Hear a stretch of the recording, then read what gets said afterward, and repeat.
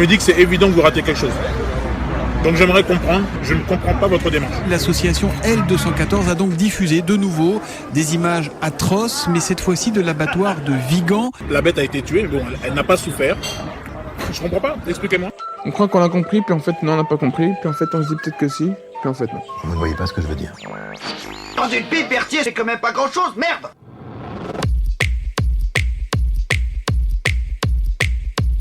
Kumquat, l'émission végane qui tord les idées reçues et qui parle d'actualité animaliste. Pour garder l'esprit aiguisé et s'informer sur la cause animale.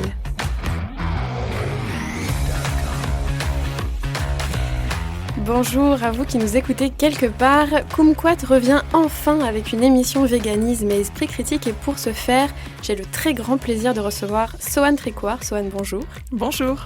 Sohane, tu es animaliste, tu es une ancienne naturopathe qui a décidé, après t'être rendu compte de l'impasse scientifique de cette discipline, de brûler ton écriteau de naturopathe et de mettre un terme définitif à cette pratique. Tu es tout récemment diplômée d'un BTS diététique et, si je dis pas de bêtises, spécialisée en alimentation végétale. C'est exact, très bien. Tu as une chaîne YouTube sur laquelle tu partages beaucoup de contenu en rapport avec la naturopathie, avec la diététique, mais tu relais aussi les témoignages de personnes qui ont de près ou de loin touché les pseudomédecines. Sohane, je suis ravie de te recevoir parce que ce sujet me tient beaucoup à cœur. Il y a beaucoup de choses à dire et je pense que c'est important pour la cause animale de remettre un peu les choses à plat. Sohane, est-ce que j'ai dit une bêtise? Est-ce que tu veux rajouter quelque chose? Non, c'était exact. Parfait. Parfait. Je suis ravie d'être là. C'est super. J'ai continué les présentations avec Raymond Sabater qui est avec nous en studio. Raymond, bonjour. Bonjour. Tu es ingénieur en sécurité informatique et c'est un très beau métier, mais surtout tu es animaliste, passionné d'esprit critique, tu es très actif sur les réseaux où tu partages et tu publies beaucoup de contenu en rapport avec ces thèmes. Tu as coécrit cette émission avec moi et je t'en remercie. Grâce à ton implication, cette émission sera de grande qualité, j'en suis sûre, et on te retrouvera peut-être dans les prochains Kumquat, je l'espère. Merci à tous les deux d'être là.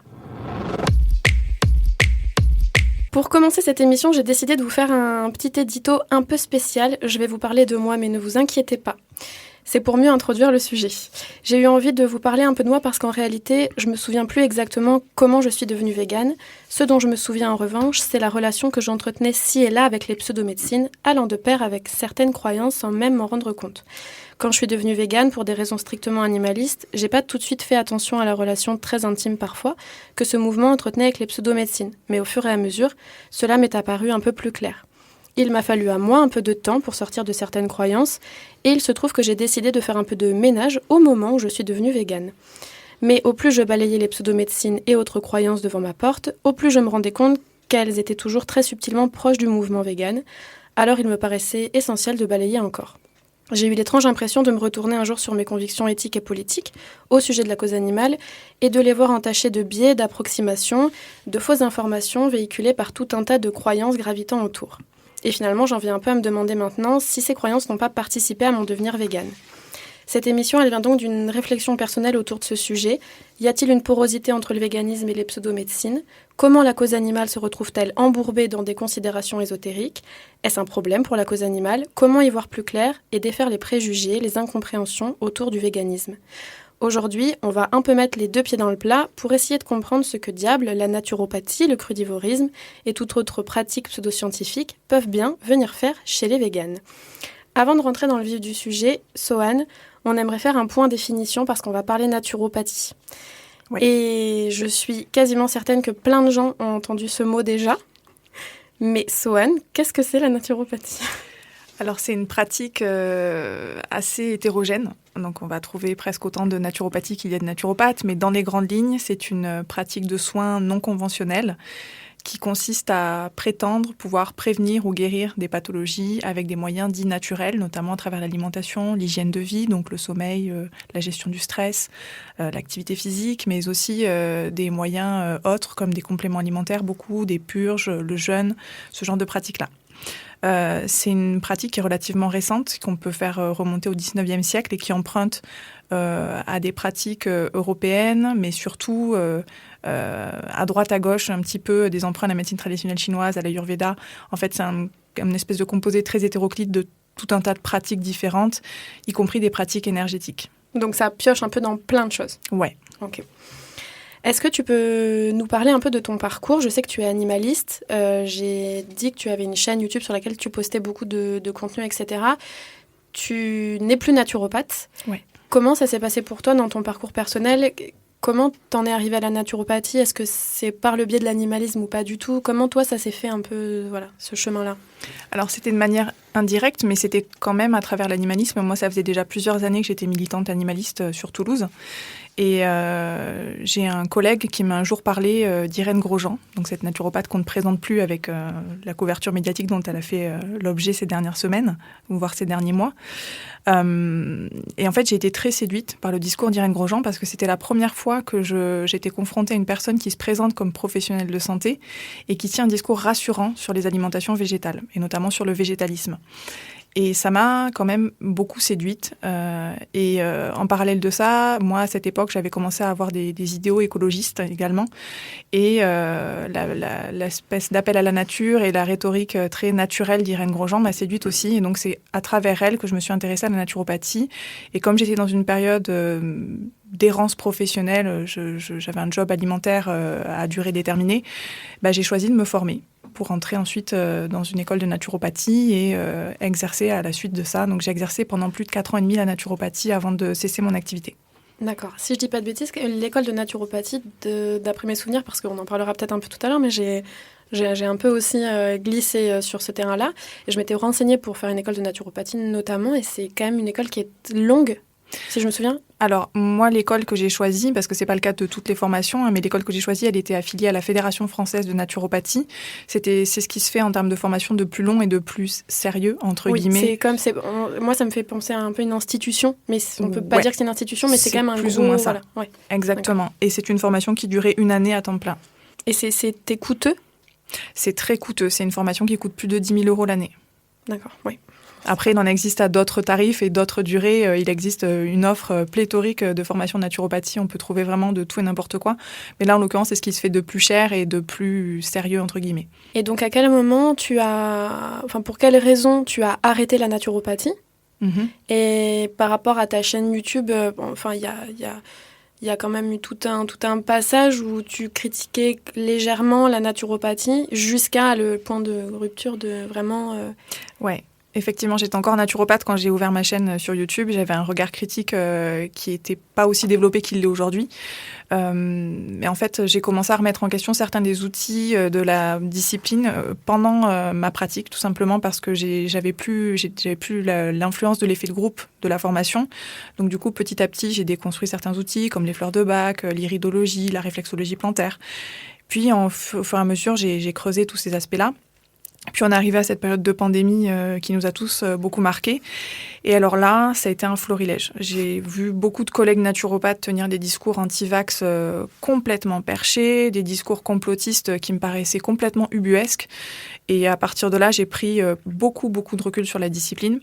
Et puis j'en suis finalement arrivée à poser un regard critique sur les fondements même de la naturopathie, sur les piliers de la naturopathie. Et j'en suis arrivée à la conclusion qu'il n'y avait rien de spécifique à la naturopathie qui méritait d'être conservé. Et donc à partir de là, j'ai pris la décision d'abandonner ma pratique et de me diriger vers l'exercice légal de la diététique. Et oui, on va en parler juste après du coup de ton récent diplôme. Est-ce que toi tu as eu, j'imagine que quand même c'est une déconstruction. Tu t'es aussi sortie de certaines croyances, j'imagine. Donc est-ce que tu as eu toi des réticences? Ou est-ce qu'il y a des gens dans ton entourage, par exemple, j'imagine que tu connaissais d'autres naturopathes, etc. Est-ce que tu as pu à ce moment-là échanger avec eux, voir comment eux, ça les a impactés ou pas? J'ai pas été retenue tant que ça parce que les relations que j'avais avec des personnes de ce milieu-là, elles se sont détricotées au fur et à mesure de ma déconversion. Donc du coup, j'ai pas subi cette influence-là. Ça s'est fait lentement, en fait. Ça s'est fait lentement et progressivement, ouais, effectivement. D'accord. Mais du coup, la réticence principale, c'était lié au fait que c'était mon activité principale. C'était ma seule et unique activité professionnelle. Donc du coup, on peut pas nier que c'est difficile aussi de tirer une croix sur son activité, sur sa source principale de revenus. Bien sûr. Donc voilà, de ce point de vue-là, ça s'est fait progressivement, mais c'était pas sans que ce soit coûteux, quoi. D'accord, oui, bien sûr. Raymond, est-ce que tu veux rajouter une question avant qu'on passe à plus l'alimentation végétale ? Oui, peut-être, Sohan, tu es allé très rapidement sur ton passage donc, entre naturopathe et aujourd'hui donc naturopathe repenti. Et c'est vrai que ça s'est opéré assez graduellement. Je me souviens que tu animais une page Facebook, je pense, où tu commençais déjà à critiquer certaines pratiques dans la naturopathie. Et que tu étais un peu la seule à animer ça, et petit à petit, en fait, ça c'est un peu... il restait un peu toi à la fin, c'est ça? Donc, est-ce que tu peux expliquer comment tu es parti du milieu, vraiment du centre, et en fait, dès que tu as commencé à critiquer, en fait, je pensais que petit à petit, je me suis isolée peut-être. Tu t'es isolée, oui. Ouais. Tu t'es isolée. Où les autres, en fait, ils n'ont pas pu remettre en question. Et je pense que tu fais référence à une page, effectivement, que j'avais ouverte. Alors, j'ai toujours ma page à mon nom, Sloane Tricoire, mais j'ai eu pendant un temps, très court, relativement court, une page dont la bannière, c'était « Pour une naturopathie rationnelle, charlatan hors de nos rangs ». Donc ça faisait très bannière militante. Hein. On voit, il y a un petit passif quand même, un petit amour des banderoles. Donc c'était le moment, il n'y a pas tout à jeter dans la naturopathie. Exactement. C'était le moment où je pensais qu'il y avait encore quelque chose à sauver. Et donc j'avais regroupé un petit nombre de personnes qui étaient dans cette démarche-là. Et puis, au fur et à mesure de mes questionnements, j'ai tellement déconstruit que j'estimais qu'il n'y avait plus rien à sauver de la naturopathie. Et j'ai voulu passer la main de ce groupe aux personnes qui étaient avec moi. Et personne n'a souhaité reprendre.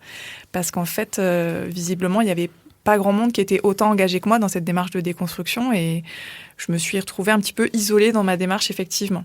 Mais bon, après, depuis, j'ai rencontré une poignée d'autres personnes qui ont eu un parcours un peu comparable au mien et avec lesquelles j'ai pu échanger. Mais c'est vrai que mon cheminement personnel, il s'est fait quand même un petit peu dans mon coin, quoi. Ouais, j'imagine. En fait, c'est tout un milieu aussi. Donc, sortir de ça, forcément, je pense que ça peut isoler beaucoup, quoi. Est-ce qu'on peut faire peut-être un point sur les infos que tu as maintenant, parce que donc, tu es spécialisée en alimentation végétale, tu as un BTS diététique. Là, tu es tout récemment diplômée, félicitations. Merci. Est-ce que tu peux nous dire deux mots déjà? Alors, est-ce que effectivement l'alimentation végétale dans un BTS diététique donc de l'État, etc. en France, comment ça se passe? Est-ce que l'alimentation végétale, c'est pas ça? Qu'est-ce qu'il y a là-dedans? Effectivement, le cursus de formation BTS diététique, il est vraiment très peu axé sur les alimentations végétariennes. De ce fait, j'ai complété ma formation du BTS avec une formation au centre de formation diététique et comportement, une formation spécifique aux alimentations végétariennes, et je suis également inscrite au diplôme universitaire de la Sorbonne sur les alimentations végétariennes. D'accord. Donc ce sont des formations qui s'imposent vraiment pour pouvoir accompagner des personnes végées convenablement, parce que le cursus du BTS, il le permet pas du tout. Il le permet pas. Non, disons que la formation du BTS, elle est beaucoup axée sur le contenu du programme national nutrition santé, qui lui-même fait l'impasse sur les alimentations végétariennes. Donc du coup, c'est vraiment très superficiel et insuffisant pour accompagner correctement des personnes végées. D'accord. Après, j'imagine que dans les cours de BTS, il n'y a pas de choses fausses concernant l'alimentation en général. Enfin, c'est les recommandations, en fait, lambda, de manger de la viande, du fromage, etc. Ça, c'est... Dans les cours que j'ai reçus, non. Par contre, j'ai été amenée à consulter des manuels, notamment le manuel de l'EDNH, où j'ai retrouvé des propos vraiment très, très problématiques, des préjugés qu'on croirait dans notre temps, mais bon, voilà, qui apparaissent encore dans des manuels de diététique qui sont publiés à l'heure actuelle. Il faudrait que ça se modernise un peu, c'est ça? Ouais, clairement. D'accord. Est-ce qu'il y a un retard en France par rapport à ça? Par rapport aux enseignements, je ne saurais pas dire, parce que je ne connais pas l'état actuel des contenus de formation dans d'autres pays. Par contre, ça pourrait être beaucoup mieux, effectivement. D'accord. Est-ce qu'on peut faire un point sur, par exemple, la B12 ? Parce que, voilà, toi qui as vraiment travaillé sur le sujet, etc., même par rapport à l'alimentation végétale, il y a dans le véganisme aussi, parfois on entend certaines choses qui sont problématiques. Je pense à la B12 parce que c'est le plus gros problème, en fait, en termes de santé. C'est-à-dire que si les véganes ne se complémentent pas en B12, c'est un vrai problème. Ouais. Et en fait, voilà, il y a des croyances qui viennent percuter la question de la B12 parce que c'est une complémentation, etc.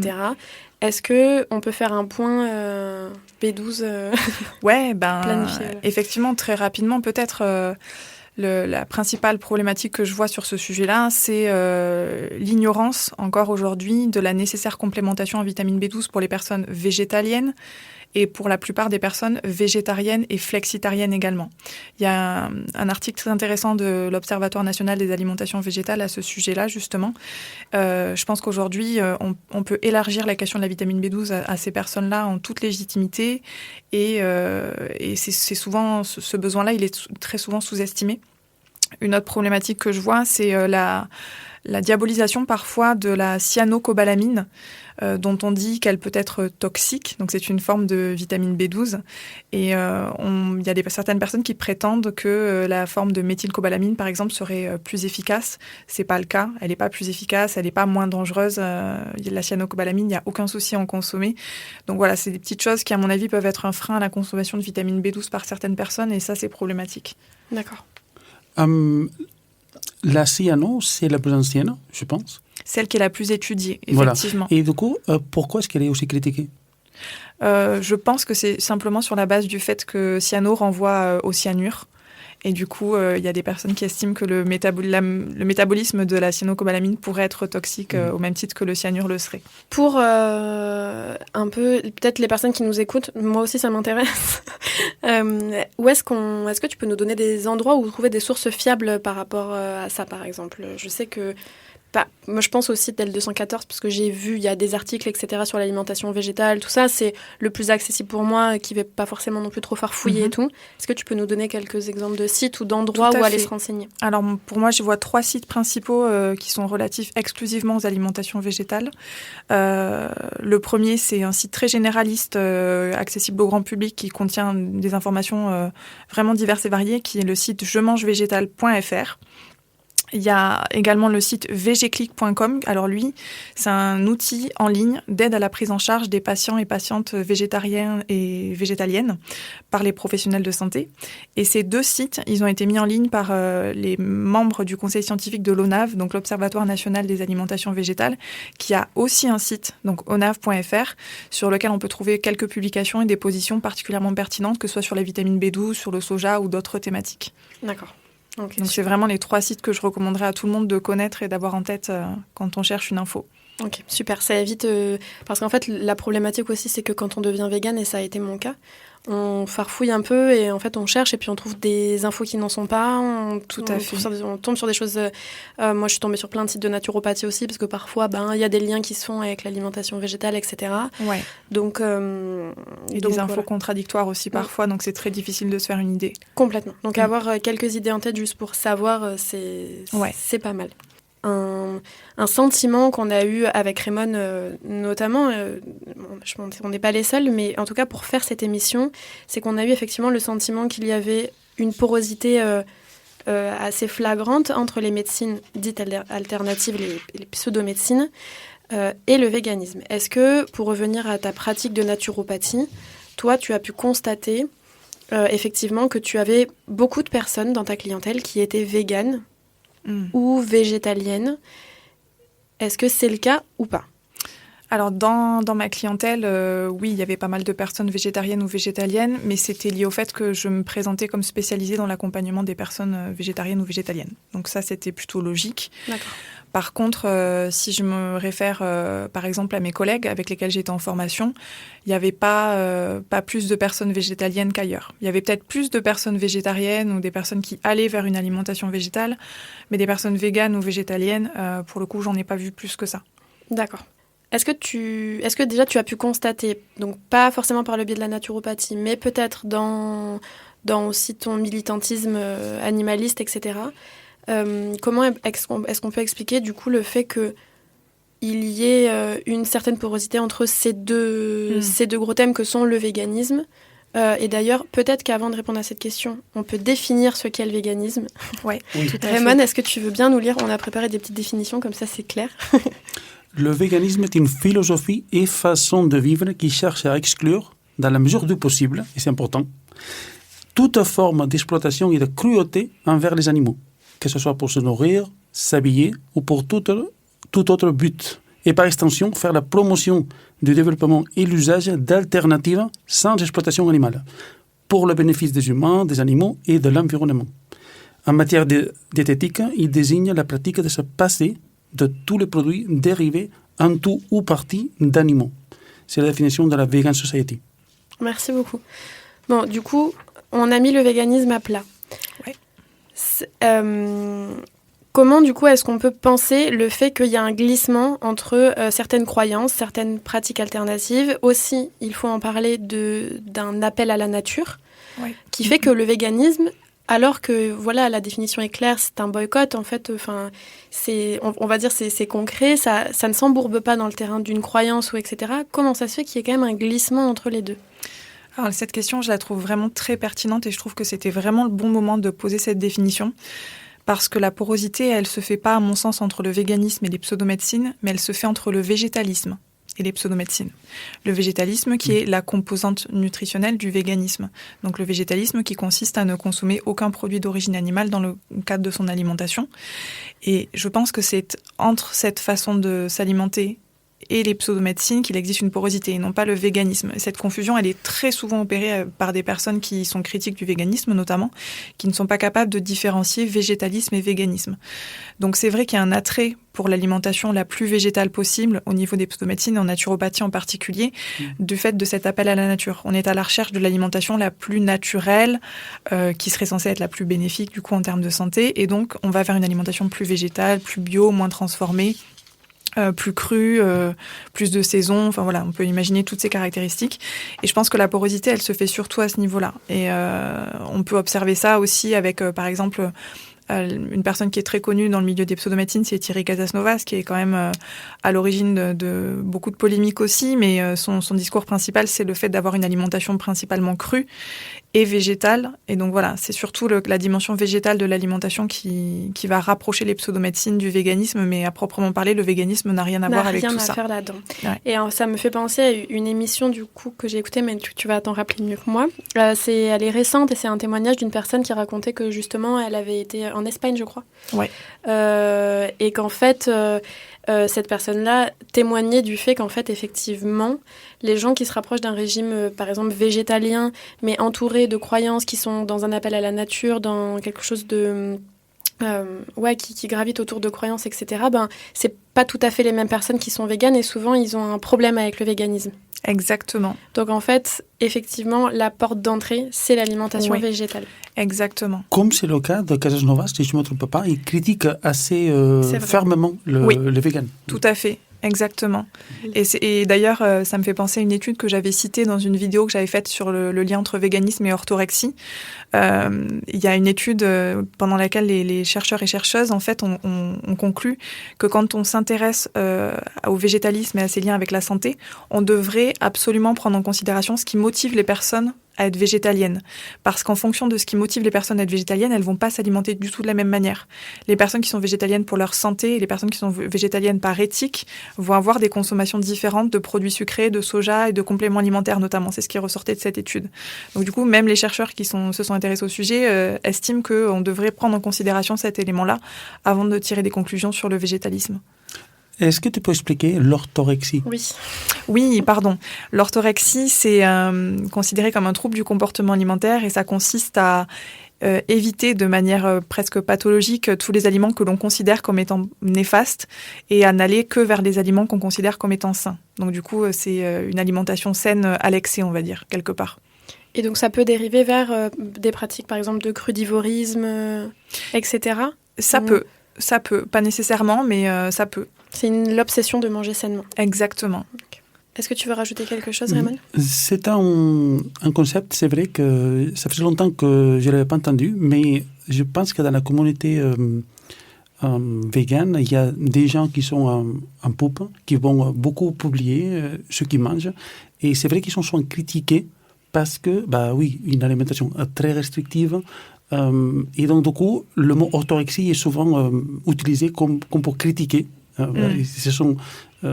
Alors qu'en fait, oui, c'est une pathologie psychologique.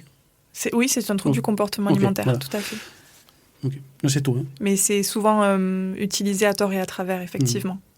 Juste que c'est toi qui as parlé d'appel à la nature. Oui, et on l'a pas exact. défini. Et je pense que c'est très important. Oui. Et pour la seconde partie de cette émission aussi, je pense qu'on va y revenir. Donc effectivement. La définition qu'il y a sur Wikipédia, Ouais. elle est très courte. Procédé rhétorique qui suppose qu'une chose est bonne car naturelle ou mauvaise car non naturelle, sans définir ce qu'on entend par nature ou sans analyser le contenu de l'argumentation. Ouais. Alors je rajouterais une nuance supplémentaire, c'est que ça consiste effectivement à dire qu'une chose est bonne parce qu'elle est naturelle ou qu'elle est meilleure parce qu'elle est naturelle en comparaison avec d'autres produits. Oui, je reviens du coup sur par exemple la complémentation en B12. Ouais. Florence Delry en parle dans une conférence aussi où elle explique effectivement qu'il y a des problèmes chez certains véganes qui ne veulent pas se complémenter parce que derrière il y a aussi un appel à la nature de se complémenter avec un complément alimentaire, c'est pas naturel. C'est ça. Et donc c'est pas bon. Et donc je ne me complémente pas. Effectivement, c'est un raisonnement que certaines personnes ont et qui sont en quête de quelque chose de très naturel au niveau de leur alimentation. Mais c'est oublier que notre mode de vie n'a rien de naturel. Je veux dire, on se déplace en voiture, on utilise tous des téléphones. Quand on regarde une conférence ou on écoute un podcast, on utilise souvent notre ordinateur aussi. Tout ça, c'est pas naturel du tout. Et pour autant, on peut pas en conclure que ce soit négatif. À l'inverse, il y a des choses qui sont tout à fait naturelles et qui sont désirables de peu de personnes, comme les tsunamis, les arrêts cardiaques, les catastrophes naturelles d'une manière générale, le plomb, voilà. Il y a des plantes aussi dans la nature qu'on ne peut pas manger sinon on meurt. Ouais, elles sont très naturelles, voilà, mais il vaut mieux pas les manger. Voilà, c'est ça. Et juste une chose aussi, est-ce que tu peux parler du fait que certains animalistes qui se complémentent en B12 et qui ont un biais donc, naturaliste, en fait, ils vont utiliser la spiruline et en fait, c'est une molécule qui est analogue à la B12? Ouais, effectivement, il y a cette problématique qu'on va trouver chez certaines personnes animalistes, mais pas que. Ça fait partie des discours qu'on peut entendre dans le milieu de la naturopathie et des pseudomédecines. C'est le fait que certaines plantes peuvent être une source fiable de vitamine B12 et donc un complément naturel, du coup, de vitamine B12. En l'état actuel de nos connaissances, non, il n'y a pas de plantes, ni la spiruline, ni les algues, ni les produits fermentés qui contiennent suffisamment de vitamine B12 sous leur forme active et qui permettent d'être une bonne complémentation pour une personne végétarienne ou végétalienne. Donc c'est encore des idées qui sont répandues et qui malheureusement font du tort aux personnes qui en sont les victimes finalement. D'accord. Aussi, peut-être, on peut spécifier par rapport à la naturopathie pour clôturer peut-être un peu cette partie que... est-ce que c'est une hypothèse que les véganes, comme en fait dans la médecine conventionnelle, par exemple par rapport à l'alimentation, en fait on trouve pas grand-chose, c'est-à-dire que bon, moi mon médecin quand je lui ai dit que j'étais végane, elle m'a pas plus mal regardé que ça, mais elle n'a pas non plus, voilà, ça paraissait un peu conceptuel pour elle. Donc est-ce que aussi c'est pour ça que comme la médecine conventionnelle, disons, oublie l'alimentation végétale, etc., par rapport aux gens qui sont véganes, etc. Est-ce que peut-être les véganes ont tendance à aller du côté des pseudomédecines parce qu'ils y trouvent plus de réponses Ils trouvent plus de réponses chez Irène Grosjean et Thierry Casasnovas, peut-être que... J'en suis assez persuadée, oui. J'en suis persuadée. Je pense qu'il y a un manque de formation très clair des professionnels de santé sur les enjeux des alimentations végétariennes et végétaliennes. Et de fait, les patients ne sont pas correctement accompagnés. Ils souffrent parfois des préjugés que leur impose leur médecin. Et ça peut conduire effectivement à aller vers des disciplines dites alternatives qui, elles, vont être plus accueillantes. J'ai le souvenir d'un médecin qui a réalisé sa thèse de médecine sur le sujet du rapport entre les médecins généralistes et leur patientèle végé. Et ce médecin avait montré que les réactions perçues comme négatives à l'annonce de son végétarisme auprès de son médecin peuvent conduire à détourner de la médecine les personnes concernées et à les orienter plutôt vers des pseudomédecines. Ça ne m'étonne pas du tout. D'ailleurs, c'est comme ça que je suis moi-même arrivée à la naturopathie. Oui, donc il faut aussi que ça se modernise de ce côté-là. Clairement. Je pense qu'autour de cette table, on a tous un peu... et on va clôturer cette première partie. Mais peut-être, juste pour rappeler que ces croyances, elles sont un peu partout aussi. Les pseudomédecines, elles sont un peu partout autour de nous. Je pense que ça a été dur de détricoter ça pour chacune d'entre nous ici. Raymond, est-ce que tu veux dire un petit mot peut-être succinct sur toi, ton rapport à ton animalisme et au fait que peut-être toi aussi tu as approché de très près, tu vois, c'est peut-être ça aussi qui a fait que tu es devenue végane, etc. Alors, moi-même, par le passé, quand je suis devenu vegan, je suis arrivé au véganisme par la santé. Et ce qui m'attirait, c'était l'alimentation végétale. Et j'ai commencé à écouter du contenu. Et parfois, il y avait donc certains contenus sur le cru, le jeûne, voilà, tous ces sujets-là. Et ça m'attirait à l'époque. Donc, j'ai écouté de plus en plus. Et par manque d'esprit critique, à l'époque, ça m'a séduit. C'est très séduisant. Oui, c'est très séduisant, c'est vrai. Et tu entends parler de vitamines, oligo-éléments, et que ça... Détox. Détox. La détox, ça m'avait séduit. Après les raclettes de l'hiver végétal, bien sûr. Et donc, oui, j'étais séduit et mes débuts, c'était ça. Après, bien sûr, j'ai découvert la dimension éthique et écologique. Et donc, voilà, donc je suis devenu vegan et j'ai resté vegan à vie. Mais au début, c'est vrai que c'est ma porte d'entrée et le côté naturaliste a joué un rôle, clairement. Et aujourd'hui, donc, je me suis déconstruit, mais j'ai mis du temps. Et j'estime que c'est quelque chose d'assez sournois. C'est-à-dire que parfois, si on manque de repères, la nature, c'est quelque chose qui est toujours là. Qui comme ça devrait apporter une réponse. Et si on n'a pas déconstruit à la source, c'est quelque chose qui lorgne, qui est toujours un peu là. Après, juste pour terminer ma partie, moi-même, j'ai mangé, pas cru 100%, mais j'ai mangé assez cru. Donc voilà, je me suis infligé ça pendant des mois. J'ai mangé assez cru. J'ai fait des jeûnes, parfois de plusieurs jours. Une fois, je me suis, si je ne me trompe pas, 6 jours. Ah oui, moi aussi, j'ai fait des jeûnes. Voilà, donc j'ai fait ça. Et après, un peu plus jeune, c'est vrai que mes parents m'avaient amené parfois, et donc j'avais fait de la réflexologie, du Reiki, pour tout un tas de trucs qui n'ont jamais marché. Mais qu'en fait, on ne garde pas ça. C'est maintenant que j'ai déconstruit tout ça que je me dis, c'est vrai que finalement, le biais du survivant fait que parfois on se souvient, ah oui, si vous allez voir tel guérisseur, et ça aurait marché, même si on ne sait pas. Même on ne peut pas établir un lien de causalité. Mais finalement, je me dis, je suis allé avoir plein de gens qui pratiquent donc, ce qu'on pourrait appeler la naturopathie, mais ça n'avait pas vraiment marché. Mais en fait, on ne le retient pas, tout ça. Merci beaucoup. Oui, je pense que c'était important de refaire un point aussi. Alors, on va vraiment terminer cette partie. Ça fait vraiment 4 fois que je le dis. Voilà, moi aussi, c'est ce que je disais un petit peu dans l'intro, mais j'ai un peu gravité autour de ça. J'ai mis du temps à m'en rendre compte parce que c'est aussi beaucoup les parents, etc. En fait. Et donc, ça a fait longtemps partie de ma vie. Et c'est quand j'ai déconstruit ça que je me suis dit, oh là, mais en fait, j'avais des choses dans mon baluchon, je m'en rendais pas compte en fait. Donc il y avait de la naturopathie, tout plein de croyances autour. Enfin voilà, j'ai failli faire de la sophrologie. Voilà. Donc j'ai de très près ça allait se faire.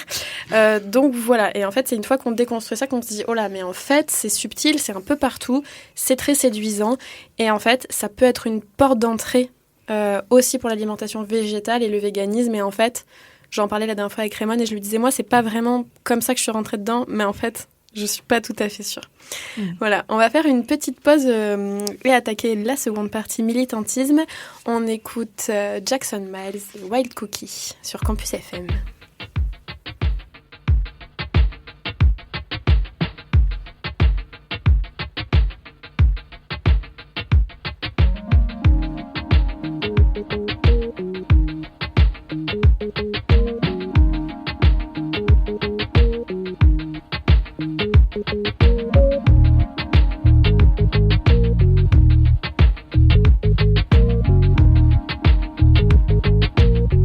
It's 1, 2, 3, 4.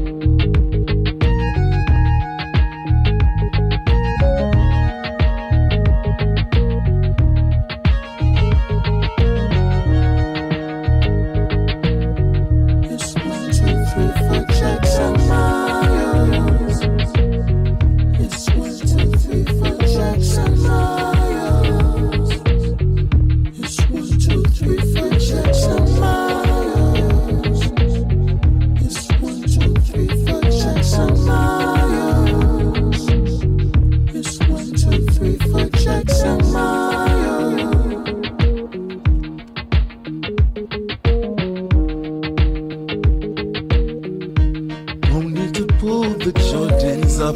Psychic, a serpent, poker bluff. Happy for faker, baker man. Omega 3s is in my can. Heart surgeries a mom can't stand. Miracle whip to spread on spam. Trucker the plugger of the brand. She meant the circle for a stand. Bob should keep building back his ranch. Doorknobs you never have to latch. And that's the catch, yes it's the catch. And that's the catch, yes it's the catch. And that's the catch, yes it's the catch.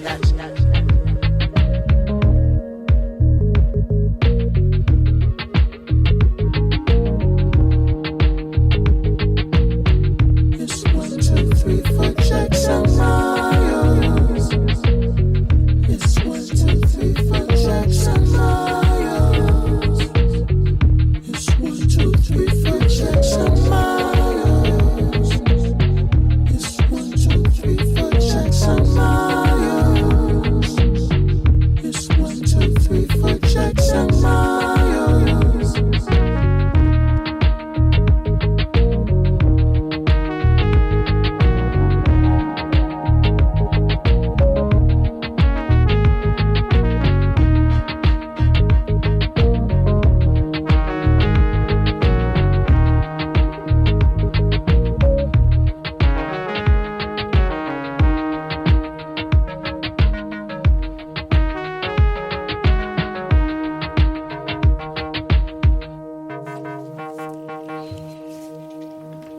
C'était Jackson Miles, une petite pause musicale, là c'est moi qui bug, pour respirer un peu.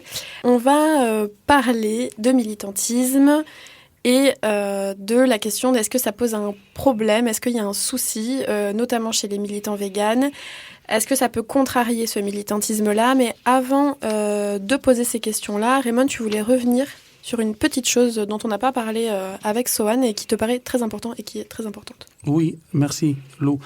C'est la partie médiatisation. Ça me semble important. Sohan a fait un travail, je pense, depuis un bon moment. Il est considérable. Donc tu es très présente, j'estime, sur les réseaux sociaux. Tu as ta chaîne YouTube. Tu as combien d'abonnés maintenant? 3200. Pas mal. C'est pas mal. Tu es aussi sur Peertube. Oui. Là, je connais moins bien. Je suis aussi sur Peertube. Par contre, j'ai pas réussi à être dans le même serveur que toi parce qu'il était déjà plein. Mais tu es sur Facebook aussi, tu as une page. Oui. Et tu as aussi un compte LinkedIn. Est-ce que tu peux nous parler de ta présence aujourd'hui sur les réseaux sociaux et comment est-ce que tu envisages ça? En fait, au départ, je me suis lancée...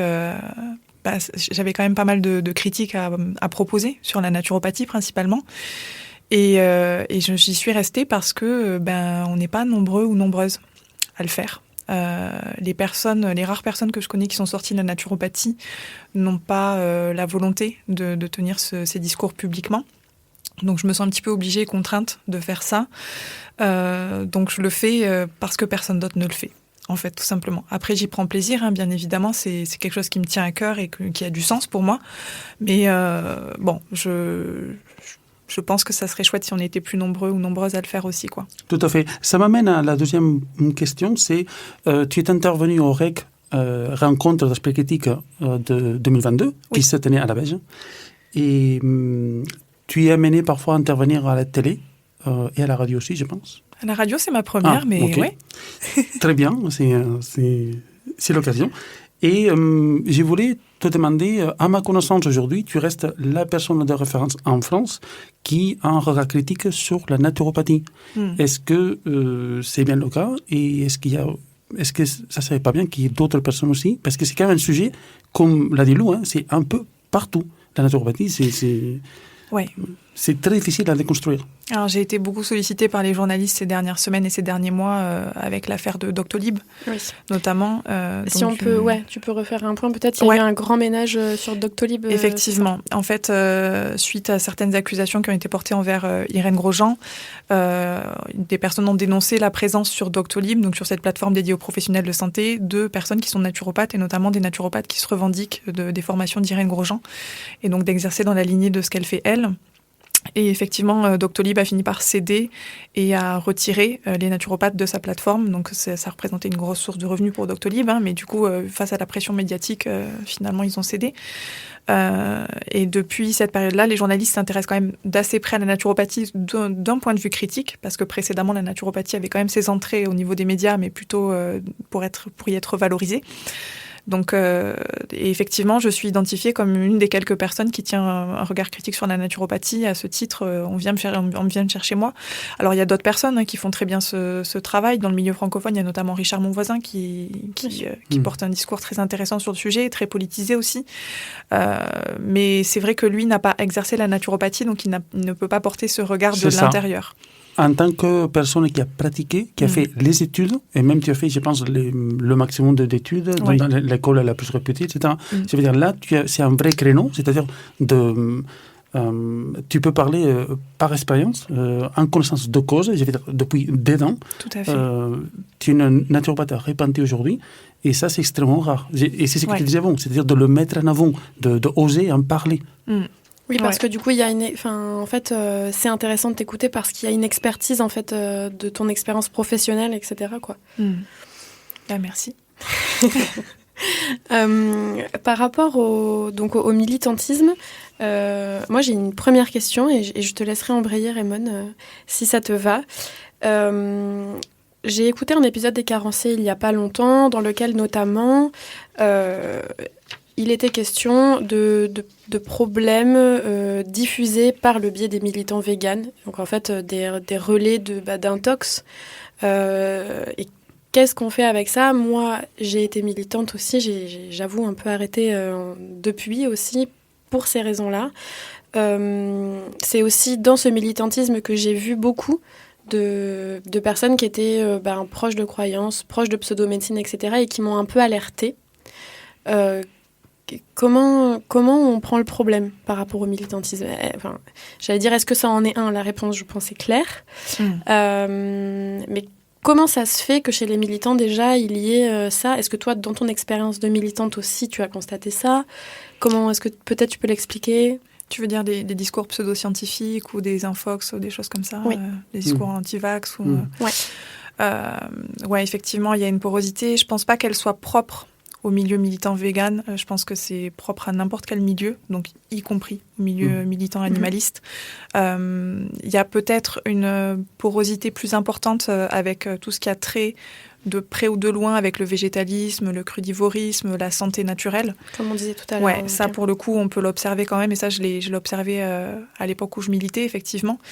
Je pense qu'il y a un devoir de formation, il y a un devoir de sensibilisation à ce niveau-là, et je pense qu'on est tous et toutes responsables du coup, et je pense que c'est pas une bonne chose de garder le silence face à ce type de propos, et je pense que alors, la loi de Brandolini nous explique que c'est très coûteux, très compliqué, très chronophage de débunker une infox. Oui. Mais je pense que c'est nécessaire de le faire, y compris dans le milieu militant, notamment quand on doit s'adresser à des personnes qu'on cherche à convaincre et envers lesquelles on tient un discours auquel on veut qu'elles adhèrent. Je pense que c'est important d'être le plus rationnel possible.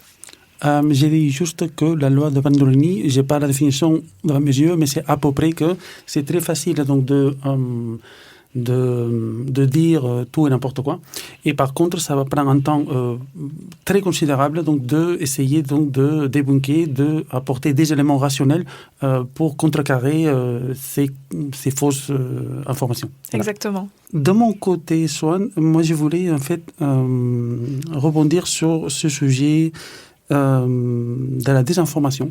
Ça me semble que c'est clé et que c'est, comme moi aussi je pense, on a fait l'expérience avec la Covid et le vaccin, et donc de cette désinformation qui était galopante. Et quand le vaccin est arrivé, ça bousculait beaucoup de choses. Chez les animalistes, ou moi-même, par exemple, je suis biaisé, je suis aussi animaliste et vegan, activiste, je pensais que dans notre milieu, puisqu'on a déconstruit un certain nombre d'arguments fallacieux, de problématiques sociétales, je pensais que notre milieu ne tomberait pas dans ces travers, mais je me suis trompé.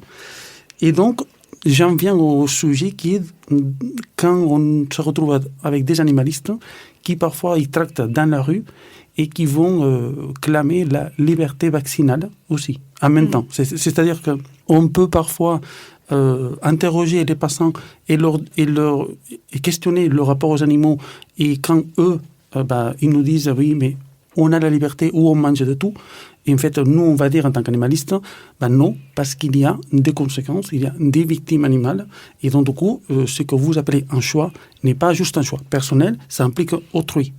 Et donc, ces mêmes personnes-là, ils peuvent très bien, sur le sujet du vaccin, tout simplement clamer aussi liberté vaccinale en faisant fi donc des Covid longs, des morts, je veux dire de toute une réalité et qui fait défaut chez eux.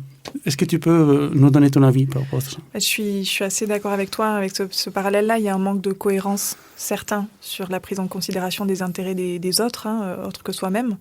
Je pense que clairement, ce type de discours, il nuit au discours animaliste.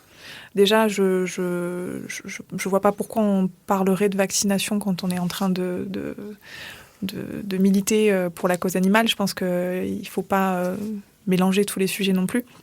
Mais je pense que ça fait perdre du crédit au mouvement animaliste que de tenir des discours comme celui-ci, parce qu'on ne peut pas d'un côté prétendre apporter une attention à tous les êtres sentients et de l'autre défendre quelque chose de très égoïste et qui est assez infondé. Et dans le même temps, je ne peux pas m'empêcher de penser que ces personnes, elles sont victimes des informateurs qui tiennent des discours très médiatisés et très faux sur les dangers de la vaccination, sur les conséquences présumées de la vaccination. C'est difficile d'en vouloir à ces personnes parce qu'elles ont été quelque part aussi exposées à la désinformation et elles ne sont que le relais de ces informations-là. Mais je pense que ça fait vraiment perdre en crédit au mouvement animaliste. Je pense qu'on est déjà sujet à beaucoup d'attaques de la part de personnes qui comprennent pas tout au véganisme, pour ne pas dire rien du tout. Des personnes qui assimilent le véganisme à une dérive sectaire. Donc, je ne sais pas si elles ne connaissent rien au véganisme ou rien aux dérives sectaires, mais bon, en tout cas, il y a un petit couac à ce niveau-là.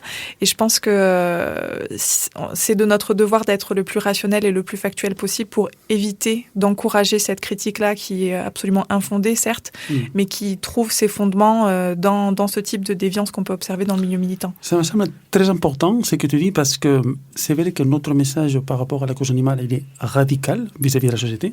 On fait un pas d'à côté. Je veux dire, toute la société est structurée autour de l'exploitation des animaux, et nous, en fait, on est à côté. Et donc, c'est vrai que pour notre crédibilité, on a tout intérêt à rester aussi rationnel que possible sur tous les autres sujets. Si on a juste un message par rapport aux animaux qui est à la marge, mais que sur tout le reste, on fait preuve de rationalité, je pense qu'on reste crédible. Par contre, c'est ce que tu dis. Si aussi on a d'autres sujets où on va dérailler un peu, on va faire défaut à la rationalité, là, je pense que très vite, on est amalgamé. Voilà. Tout à fait. Est-ce qu'il faudrait donc plus d'esprit critique ? Clairement. Là-dedans. Comment on en est où dans la sphère de l'esprit critique ? Je ne sais pas si c'est une sphère ou bien de la communauté zététique. Ou... Est-ce que c'est des sujets qui sont importants dans ce milieu-là ? Est-ce qu'ils s'en chargent de prendre ça en compte ? Est-ce que moi, j'ai entendu quelques personnes, mais notamment Richard, mon voisin. Enfin, voilà. Mais on en est où dans ce milieu-là ? Les personnes qui abordent l'esprit critique de manière honnête et politisée, effectivement, vont prendre en considération cet aspect-là et on va les entendre prendre position. C'est intéressant. Je ne saurais pas dire si c'est un milieu qui est plus touché que d'autres par le véganisme, l'antispécisme et le scientisme.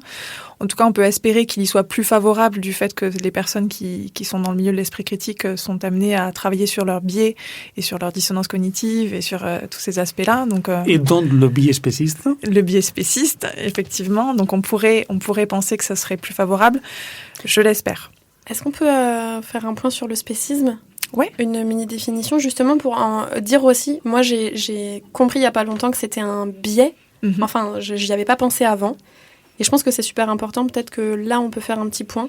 Le spécisme, c'est un gros sujet. C'est un biais cognitif, déjà. Après, le spécisme, donc, c'est la discrimination donc, arbitraire sur le critère de l'espèce, tout simplement. Et ça peut s'opérer, je pense, déjà, on pense souvent aux humains vis-à-vis des animaux, mais il y a aussi même, parmi les animaux, en fait, on va aussi être très spéciste quand on caresse un chien et quand on envoie un cochon à l'abattoir. C'est une discrimination, en fait, Oui, c'est ça, effectivement. basée sur l'espèce. Une discrimination basée sur l'espèce, et c'est vrai que c'est un système de pensée aussi finalement auquel Oui. on adhère de manière inconsciente, puisque c'est la norme dans la société dans laquelle on vit actuellement. Donc du coup, c'est pas quelque chose dont il est simple de se détacher, mais c'est faisable, et on peut espérer que les personnes qui font le plus preuve d'esprit critique soient plus à l'aise dans cette posture de remise en question. C'est ça. Ça, c'est un sujet pour moi qui me tient beaucoup à cœur. Et je suis content qu'au niveau du REC, Rencontre Esprit Critique de 2023, normalement, il devrait y avoir une table. Ah oui. Vas-y, Swan. Tout à fait. C'est en Normalement, alors je n'y serai pas à cette table ronde, mais je suis assez contente d'avoir réussi à initier le sujet. Normalement, aux prochaines rencontres de l'Esprit Critique à Toulouse, donc les 22 et 23 avril prochains, il devrait y avoir une table ronde sur le sujet de l'antispécisme. Donc je trouve que c'est vraiment très chouette. C'est trop chouette. C'est vraiment très très chouette de donner la visibilité à ce sujet-là dans un événement comme celui-ci, ouais. Est-ce qu'on peut peut-être donner aux personnes qui nous écoutent de la nourriture, Oui. un peu de contenu d'esprit critique, par exemple? Alors là, on avait noté avec Raymond le podcast des carencés. Ouais. Par sur exemple. la détox, effectivement. Sur la détox. Il y a un Ouais. super épisode. Il y en a deux. Ils ont fait la détox et après, ils ont fait un autre. Ah, Ouais, j'avais pas il y en a connaissance deux. du second. Ouais. Super. Bon, bah génial. Plus il y en a et mieux c'est. Moi non plus, je ne Oui. savais pas. Et il y a l'eau qui m'avait envoyé le premier. Et après, il y a le deuxième. Ah, bah génial. On avait noté Florence Delry aussi. Moi, j'ai regardé Bien des conférences évidemment. sur Internet. C'est très, très intéressant. Les contenus de Florence Delry Oui. sont vraiment très qualitatifs. Effectivement, j'encourage tout le monde à aller les voir. Après, on a déjà cité les sources tout à l'heure spécifiques aux alimentations végétales. Oui. Mais sinon, plus par rapport au véganisme, à l'antispécisme et au scientisme, il y a l'incontournable Réplique éthique. Oui. Donc, il y a une chaîne sur YouTube qui est vraiment une référence. Je pense que c'est vraiment incontournable en termes de contenu. Ce sont des petites capsules qui durent à peu près 2 minutes à chaque fois et qui sont vraiment percutantes et pertinentes. Il y a une autre chaîne qui est sur YouTube et sur Peertube, c'est la chaîne Mangayo. MangayOH. Donc c'est vraiment hyper quali aussi. C'est vraiment, enfin il y a des sujets vraiment passionnants, y compris en rapport avec le scientisme. Peut-être moins connu encore, il y a les contenus de la Réfutée. Alors Ré comme l'animal, R-A-I-E. Futée, parce qu'elle est futée, tout simplement. Donc à ma connaissance, elle est sur Facebook et sur Instagram. Et pas très connue peut-être aussi la page de Véganalytique qui est sur Facebook, sur Twitter et sur Instagram, qui décortique les études en rapport avec le végétalisme et qui propose à tout le monde d'avoir connaissance de ce qui se produit en termes de recherche sur les alimentations végétales. Donc c'est assez intéressant aussi. Super. J'ai envie de dire aussi d'aller faire un tour sur la chaîne de la Tronche en Biais, parce que pas que ça s'éloigne un peu du sujet, mais notamment ils ont fait une vidéo avec Florence Delry sur ce sujet-là. Oui, et on peut dire que c'est rare que dans la communauté zététique, en fait, on engage ce sujet, je veux dire aussi ouvertement. Je veux dire, il y a d'autres grandes chaînes qui n'ont jamais abordé ce sujet. C'est vrai.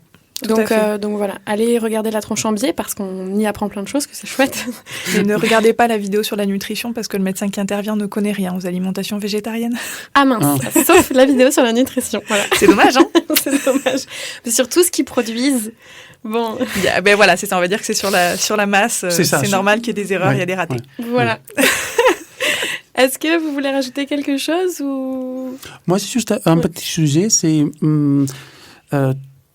à un moment donné, Swan, tu as dit que c'est important quand même de porter ce type de message que tu fais et que parfois il faut répondre, il faut débunker. Et ça me semble important, ce sujet, et souvent on n'en parle pas. C'est que on a tous des réseaux, on se partage des trucs, on voit plein de choses, hein, et il y a des contenus qui sont problématiques. Et donc, moi, personnellement, par exemple, si c'est une fois ou deux, je laisse filer. Mais c'est vrai qu'il m'est arrivé de répondre quand je vois une insistance. Parce qu'il y a des conséquences et on ne peut pas dire que ça soit neutre d'écrire ça, de partager ça. Et donc, je voudrais savoir ton avis par rapport à ça. Dans notre milieu animaliste, il y a eu quand même des personnes qui se sont engagées vraiment beaucoup dans la désinformation, qui sont tombées dedans, qui ont partagé quotidiennement du François, par exemple, qui est de contenu vraiment Problématique. très problématique. Et donc, du coup, quel est ton avis par rapport à ça? Faut répondre, faut pas répondre, à partir de quand, comment? C'est parce que ça divise aussi. Mais en même temps, laisser filer, ça, c'est un problème parce que forcément, ça va influencer et ça donne une mauvaise image. Donc, qu'est-ce que tu en penses? Je pense que ça dépend du contexte et de la visibilité que ces publications peuvent avoir. Des publications qui ont très peu de visibilité, c'est moins important d'y répondre peut-être, mais des contenus qui sont accessibles publiquement, je pense que c'est important de ne pas laisser passer, d'apporter des contre-arguments et d'essayer de maintenir le dialogue engagé. Alors c'est vraiment pas simple. Je suis très mauvaise à ça. Mais j'encourage les personnes qui ont les capacités de maintenir le dialogue avec des informateurs à le faire. Ouais, c'est super important. Ouais. Merci beaucoup. Je suis super heureuse de vous avoir eu dans l'émission. C'était top. Merci Sohan. Merci. Raymond, j'espère qu'on se retrouve tout bientôt dans un prochain Kumquat. Avec plaisir. Vous pouvez retrouver l'émission sur www.campusfm.net et à tout bientôt dans Kumquat. Thank